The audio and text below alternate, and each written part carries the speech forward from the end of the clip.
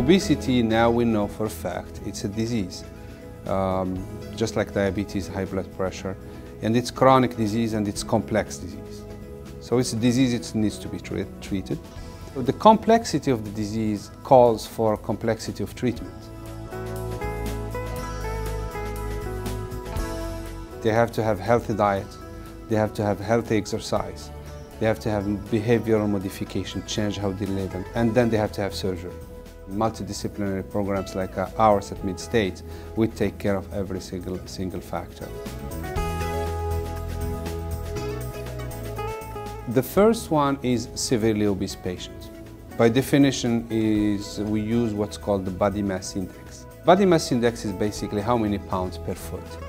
And if the body mass index is above 40, and there are some medical problems related to obesity, that's an indication. With the new FDA rule, lab band can be used even for a body mass index of 35 without medical issues, or 30 with medical issues such as diabetes, sleep apnea, and uncontrolled hypertension.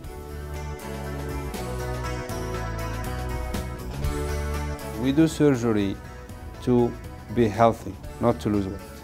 We do surgery to get rid of all the medical issues related to severe obesity or to prevent them.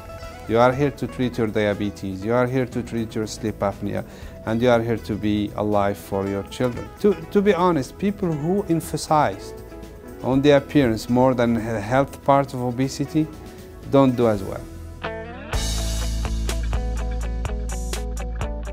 We offer basically most of the surgeries which are offered anywhere else, from lab band procedure to laparoscopic gastric bypass, which is the gold standard. Now we just introduced gastric bypass done with assistance with the robot. We do the newer surgeries, which is sleeve gastrectomy, which is giving us a much better result. In the next few months, probably we'll be adding something called the gastric plication, where we don't cut anything, we just basically stitch the stomach together to make it as a small channel. Lab band restricts, meaning that it just basically makes two levels in the stomach. Instead of having one big stomach, we have a small one on the top and the lab band underneath that small one, and then the big stomach to follow. When we eat too much, our stomach stretches, and when it stretches, it tells our brain to slow down. With the lab band, these 2 ounces of chicken we eat will stretch that little stomach, and we feel not hungry anymore. We can inflate it or deflate it with a small device under the skin. You don't see, you just feel it. We can inject saline or fluid in it, and then we can basically dial up or down the speed of which the food goes from this small pouch. We can find that spot when we find that the patient does well. We exclude most of the stomach. We leave only small part of the stomach attached to the esophagus, which is the tube from the mouth to the stomach. And then we bypass, that's why it's called bypass. We don't want the food to go through the first small intestine, which is called the duodenum. That's the factory that absorbs the fat and sugars and stuff. So we want the food to go through the other intestine. So the patient in gastric bypass loses with malabsorption and loses with restriction. The reason we believe that gastric bypass is a gold standard, because it has been around for more than 30 years. So we know exactly the results, and we know exactly the complications, potential complications, and we know how to deal with them. When we do it, since somebody is type 2 diabetic, the majority of them go home without any pills anymore. Their diabetes is under great control from day one. So that's probably why we say that. Sleeve gastrectomy is a very simple concept. We just remove about 2/3 of the stomach and convert the stomach from a big ball like this. It's a high pressure tube, so the food does not go as fast as for a regular stomach. But most importantly, there is a ghrelin, which is a type of hormone which is secreted by the big stomach. And when we remove it, we don't have that hormone anymore. And we believe that this hormone is the one that pushes people to eat too much.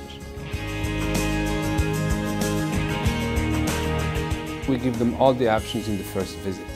and we see them 2 months later and we discuss with them what they have gathered in the information, and then we go ahead and we tell them our professional opinion. The first thing we do is we have the option of the free non-string attached seminar.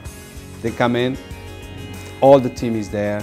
We explain to them what we are about and what are the results. This is one step. The other step is patient come in and we do to a consult.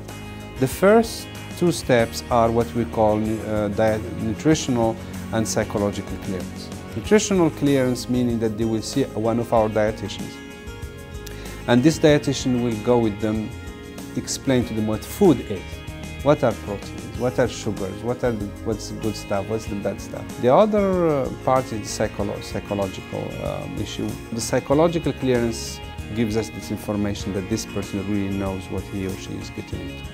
After when we have that, they come back to see the surgeon again. And that's when the decision is made which type of surgery. The majority of patients, like I said before, they are really extremely smart about this issue. And it's very clear when a patient comes in and we feel like this patient won't be responsible. They have to be involved in that, and it's a team approach, and the patient is part of it. We are very clear about it in our program. We send people to different subspecialists. And the reason we do that is because we are convinced that everybody can lose weight, but we also are convinced nobody will keep the weight off unless they go through all this.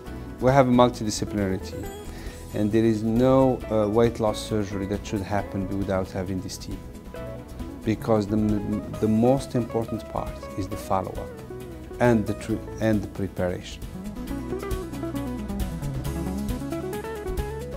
The weight management team at MidState includes dietitians, includes social workers and psychologists.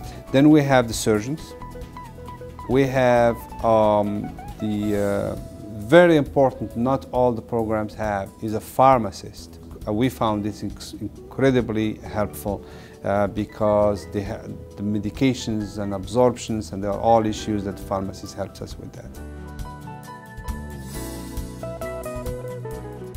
It's extremely crucial. There is something called the support group.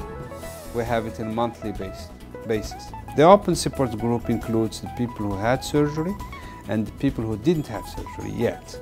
So they meet them and they discuss the issues and stuff. That's very important.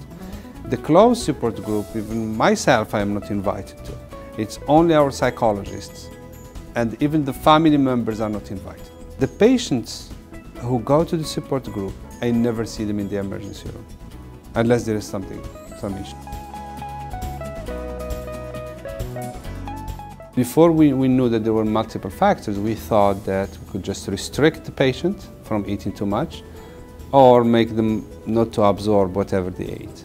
But we are finding now that bariatric surgery, the best work it does is manipulating the hormones that are related to obesity. So I think ultimately the obesity will be a hormonal issue.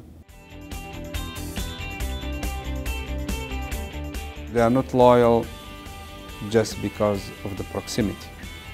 They are loyal because they see the results. And they see the human factor you don't see in bigger institutions. That's why many of us are here, and that's why many of the people come to see us.